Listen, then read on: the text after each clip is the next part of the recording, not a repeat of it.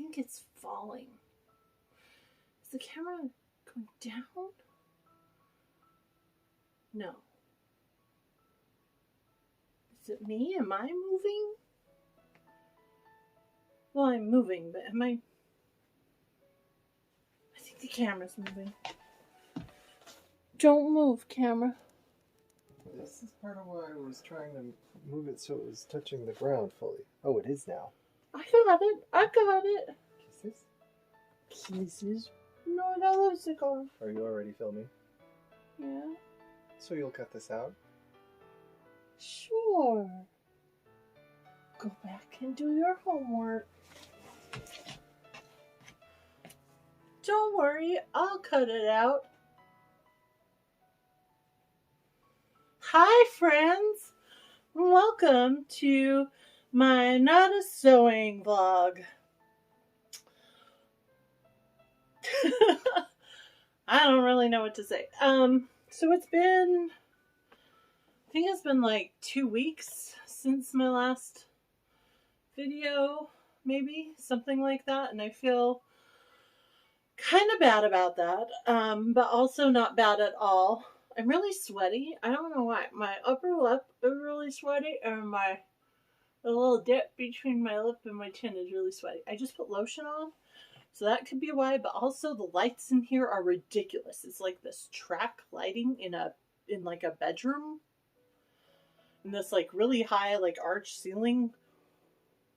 Who does that? I didn't do that. Previous owner did that. Previous owner is crazy sass. But even in the high ceiling, it's hot. Ooh, looked directly at the light, and now all I see is many, many track lightings. Anyway, as you may or may not know, I've been dealing with some emotional, mental health issues. Just getting down on myself, getting down on some circumstances in my life, getting down on some issues with my health, getting down on, oh, you name it, just getting down on it. That kind of sounds bad, like getting down, like being sad, not getting down like getting down, or getting down like sexy time.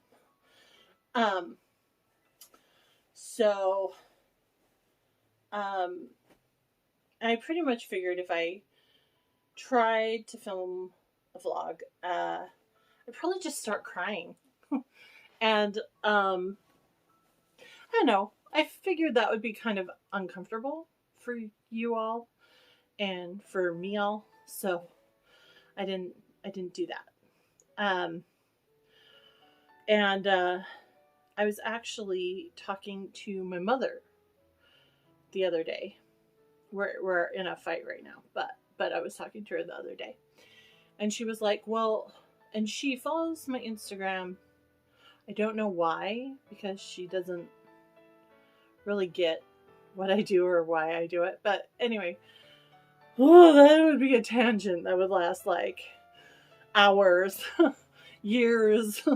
Anyway, and she was like, well, if you're so stressed and why are you making these vlogs? Like, you should just stop making them. And why are you doing all this sewing and worrying about all this sewing? You should stop doing that. And I thought about it, and my response was, yeah, it's stressful, but it's a different kind of stress. And in some ways, the sewing, the stress of sewing, the stress of vlogs, takes me out of the everyday stress of other stresses, other things. Does that make sense? Can you relate at all? But I'm feeling like I'm slowly getting an upswing in my emotions and everything. I feel like I'm kind of coming out of something, so that's good. That's good, I think. And instead of being absolute useless bump sitting on my couch and snuggling with my dog and staring at the like growing piles of madness around me, I've actually started to tackle them little by little. And I've been getting sewing done, which I'm very proud of myself for. In fact, I'm working right now. I am working on my Felicity Merriman from American Girl Dolls, her meet outfit, which is, if you know American Girl, Felicity is the lovely redheaded little girl from 1775. Her story starts in the end of 1774 and goes through 1776. And I know I've talked about her before, so I'm not going to go into it. But I'm creating her meet dress, and it's been a little bit of a struggle trying to decide what pattern to use and how to do it, because if I wanted to copy her meet dress exactly like the doll's dress, I mean, it's a very simple dress pattern that's not actually 18th century, because it's a doll's dress. So I started looking at portraits of children and teenagers, because I think she's 11 in the story, so she's kind of on the cusp of going from child into teenager, sort of, you know, that kind of in between period where they're transitioning from child to teenager. So I started looking at portraits from that time period, and honestly, the dresses really don't look that different from grown women's. So then I started looking at like merchant and working class women's dresses, because that is where her family would fall. And then I just drove myself crazy doing too much research, which is what happens to me. I do too much research and then I can't make a decision because there's too many variables, and it could go this way or it could go that way, or what if I did this or what if I did that, and then I never cut the fabric. So I finally just said, you know what? I think this would be good. And if it doesn't work out, well, at least I tried. And cut the fabric, the beautiful fabric I got from Spoonflower, which has the same pattern as Felicity's meet dress, which is so lovely, and just about finishing up the skirt, and then tomorrow I shall be getting that upper bodice jacket. I think they referred to it in the 18th century.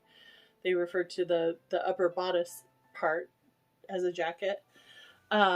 I opted for the simpler look of the petticoat skirt, which, in case you don't know this, up until like, I don't even know, maybe the Victorian era, the word petticoat technically worked for both your under supporting skirts and a simple overskirt. Interesting little bit of tidbit of knowledge. I picked that up in my multitude of research for this dress. Unfortunately, I couldn't tell you which site I picked that up from, but it was one of the good ones. It was one of the like museum ones, so I trust it. I trust my source, if I could remember which source it was. Anyway, so I'm going with the simple petticoat skirt and then the bodice jacket top, and I'm adjusting one of the screw patterns tops to kind of fit my vision a little bit, based on some of the paintings and artworks I found, and also flipping through the photos or the drawings in the Felicity books, because I'm crazy and I do these things. I feel like a lot of other customers would just be like, oh, this is the costume, or this is the pattern I'm going to use. I might adjust it here and here, but that looks great.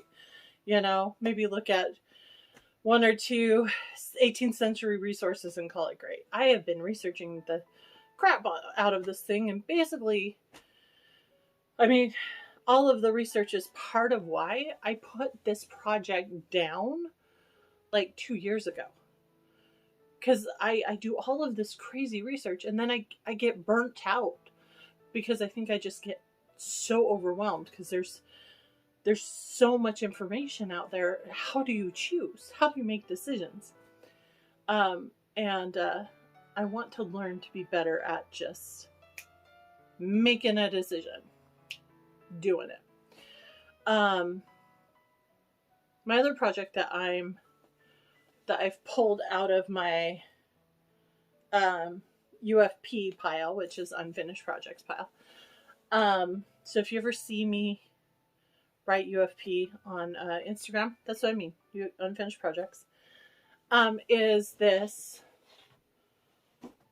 pink striped tea gown from the 1880s that I'll be taking to Victorian Festival, and actually be wearing in the fashion show there. I've always wanted to make a tea gown, and I started this one, I don't know, a year, 2 years ago, and again, I had so many sources that I loved, I couldn't decide, and I thought I'd narrowed it down, and then I was changing my mind and changing the direction I wanted to go, and I felt like I ruined it by making some changes, and I just put it away. So I was looking at my Pinterest folder that has all the sources I left on it, and I decided to narrow it down to two gowns that are going to inspire this, because the main gown is a blue and white striped gown that is the main inspiration for this. You can see that on my post from like 2 days ago, where I posted like 4 pictures. The blue and white gown is in there. And then there's another tea gown that, there's another tea gown that I had been making some changes in this one to kind of emulate. And so I decided, instead of trying to pull those changes out and fix things and stuff, I would just embrace the change. It's okay.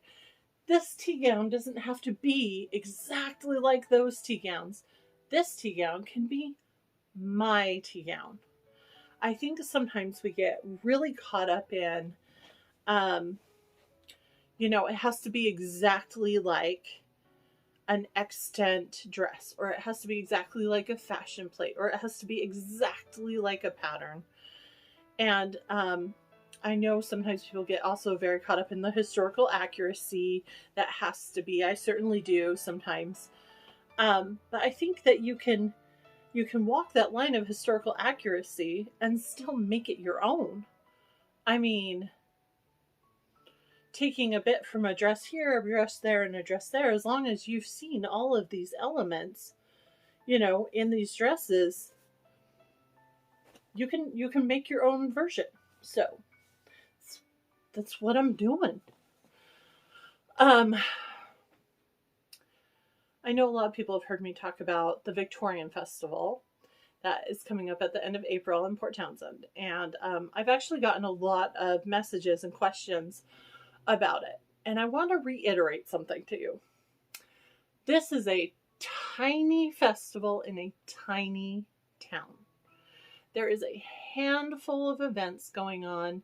You look through the events, decide which ones you want to do. You only have to buy the tickets to those events. The ones I highly recommend are walking tours, because the area is beautiful. The town is beautiful. It's steeped in history. Definitely recommend the fashion show. because it is just good fun. You get to see all sorts of skill levels. I'm gonna be in it. Please don't show up and murder me, because I'm gonna be pretty. I also recommend the Contra Dance Saturday night. The fashion show is also earlier on Saturday. And well, anything that's going on there is going to be tons of fun. Plus, the town itself is just beautiful. Now, the downtown area is very, very small. It's just this little strip of road. But that little strip of road is right on the water. I mean, seriously, it's like 100 feet from the water. And there's all sorts of walkways out to look out on the water. And there's all sorts of restaurants there that are out on the water. There are hotels and boutiques that look out over the water. You can find antique stores to go antiquing in Port Townsend. That's one of the things we love to do. Me and my friends who go. There are so many different places to eat. It's beautiful. It's one of my favorite places to visit in Washington, because the town, though it is small, it's just lovely. And the little shops along the downtown and the historical buildings and the water. Have I mentioned the water? The water is amazing. I just love the water. I love the ocean. I think we've talked about this. Love it. There are so many opportunities for amazing pictures there too. So if you are an Instagrammer, a YouTuber, a TikToker, a flobbity flubiter, I don't know what else is out there. I'm not cool. Flobbity fluber. That'd be really awesome if there was something out there called the flobbity flube. Hey, catch my video on the flobbity flube. Okay, I don't even know what that is or what it would stand for or what it would mean, but the flobbity flube. Flobbity. It's really fun to say. I encourage you to say it right now. Flobbity flube. Flobbity flube. Flobbity flube. Okay, I'm done, I promise. Anyway, there are all sorts of just amazing spots to take pictures all over the place. There are little parks. There's Chitsmoka. I think I'm probably killing the pronunciation. Oh, I'm not supposed to say that word. I'm sorry. I always forget that there's like certain words we're not supposed to use anymore. I'm probably mispronouncing this word. But I think it's Chitsmoka Park. It's just this lovely little park that's just a few blocks away up the road that's on the water. There's an old fort out there that is so fun to visit that also has a beach. If you can't tell, I'm in love with this town. I hope to live there someday, maybe retire there. And I just burped. That's amazing. Handsome husband would tell you it's amazing because I don't ever burp. I have problems burping. Like I can't burp. I can't make myself burp. And sometimes it gets like caught in my chest. You know that kind of feeling of like pressure you get just before you burp and it kind of drives you crazy, and then you burp and you get that feeling of relief? Well, I get that feeling of pressure and it won't go away because I can't burp. It drives me nuts. And I'll even have handsome husband like pat me on the back trying to burp me like a baby. Doesn't work. Drives me crazy. I don't remember where I was. Probably gushing about Port Townsend. So, if you show up there and you're like, what's going on? Where this place is tiny. Just give it a chance. It's beautiful. And the festival is small, but the people are so fun. They're doing things a little differently this year, and there are a few things that I don't love. Some decisions they've made that I don't love this year. In previous years, they've had kind of like a setup place. I don't really know how to describe it. So like last year at the Cotton Building downtown, they had a place to set up where you could check for tickets. You could ask questions. They had tables and chairs set up in the back, and they served a tea on one of the days. It was a great place to like meet people you were going to meet up with, connect with people. I think they did one of the lectures there. They even had a little spot set up to take pictures, just kind of like a little, selfie spot. It was really nice knowing that there was like this place that was like Victorian Festival Central. And they don't really seem to have one of those this year, which I'm kind of wondering about. And I don't know. I don't know how I feel about it. I just feel like everyone should obviously consult me about everything because I have really good ideas. So, like Dr. Evil, no, Dr. Horrible. Like Dr. Horrible said in Dr. Horrible's sing-along blog, the world is a mess and I just need to rule it. I do believe this. What else was I going to share with you? Yes, I am just wearing a crinoline as a skirt today because when I work downstairs on the kitchen table to sewing, it also has these weird track lights, and that ceiling's like a regular height ceiling, so the track lights are just hot and oppressive. It's like Joe versus the Volcano. If you have not seen Joe versus the Volcano, find Joe versus the Volcano and see it. It's amazing. It's basically Tom Hanks, a very young Tom Hanks, and a very young, handsome husband, Meg Ryan. He's totally listening to me from the other room. And Meg Ryan plays 3 different roles in this film. Anyway, there's this part where he's sitting in his office, or he's standing in his office, and he's like, I can feel the electric lights sucking the life out of me. It's amazing. It's amazing. It's on like my top list, like of like probably the top 10 movies. Not gonna lie, let me think about it. It just might be up there. I think it's still in my top 10 movies list. Joe versus the Volcano, because it's amazing. There's a poem that one of Meg Ryan's characters spouts that I love to just randomly spout to people. It's amazing. You should really watch it if you haven't seen it, because it's awesome. I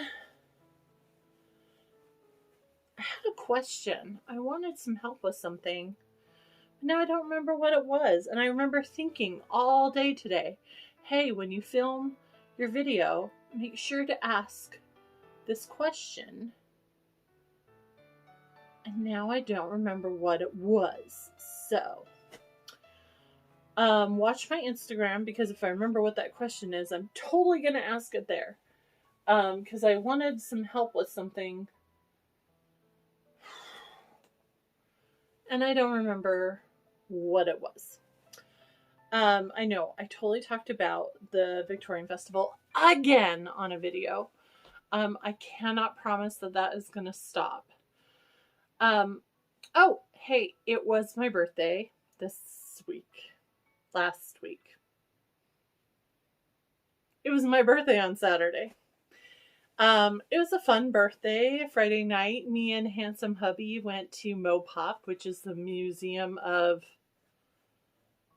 handsome hubby pop culture in Seattle. It is the coolest museum, and they had this Leica exhibit. Leica is the company that does all the stop motion videos like Box Trolls and Coraline. And it was really cool to see like all the dolls and the little doll costumes and to learn about how they make these videos. And I figured out that that would be a horrible job for me because what did it say? It takes like half an hour for them to move the something in the scene, like the tiniest microscopic little bit, and then film like 3 seconds of it.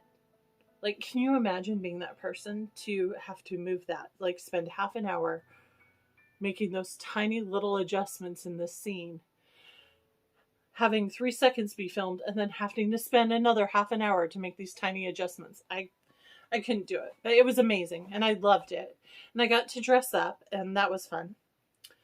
And then on Saturday, me and my partner in crime, Lady Rebecca Fashions, had a girls' day out where we love to go driving, where we just kind of explore and look around and try to find like cool places to eat or to go antiquing or to go secondhand thrifting.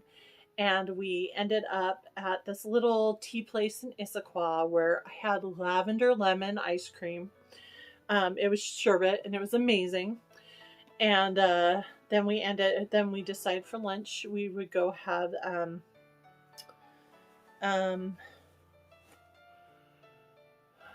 do you remember what I had for lunch? It's all the like little bun things, and you order little, you can order all different types. What is that called? It's called a certain thing. Dim sum. Then we went for dim sum for lunch. And then we went secondhand thrifting where I found a few things. I wasn't really planning to buy anything, but I found a few things. And then we went antiquing and I got,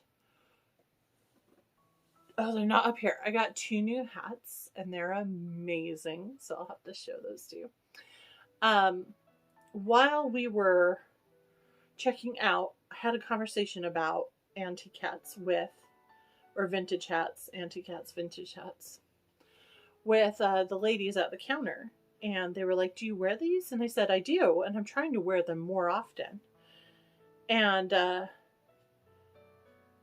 someone made a comment about how they like to dress in like kind of retro inspired clothes, but they feel like the hats, when you wear the hats, it kind of turns it more into a costume instead of clothing. And I didn't know how I felt about that comment because I really like wearing vintage and inspired hats, or actual vintage hats. And I would like to wear mine more often. And I was trying to decide how I felt about that comment. How I felt, does it make it more costumey? And I finally boiled it down to beauty is in the eye of the beholder, right? So if it's your clothing to you, then who cares what other people think, right? You be you. You be you, everyone. So this is me signing off. I love you lots. Not drinking tea today because I'm too darn busy sewing. And it's taking up the whole table, so no room for a teacup. Go get your projects done because there's stuff happening and you need to go to it. As always, I love hearing about your projects. Please let me know all about them. Lots of love and hugs, and we're okay. Deep breath. We're okay. Deep breath.